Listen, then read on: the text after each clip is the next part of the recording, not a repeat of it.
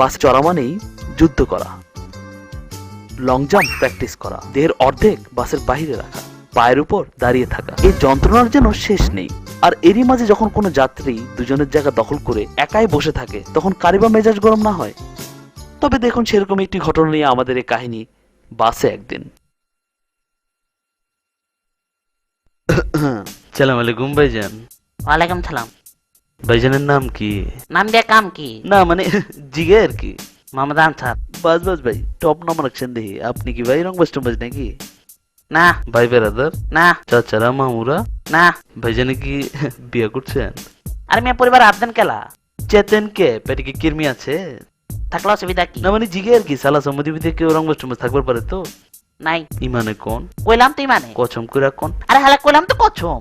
তাহলে আলা সোজা হ্যাঁ তো ছড়াই বলছিস কে? বাসটা মনে জন তোর বাপের সিধা বন নইলে ঠেঙ্গের নলা ভেঙ্গা বাচ্চা তন হালাই দিমু। হালাই মাছে খারবার পারে না, হালাই চাগায় বলছে সোজা।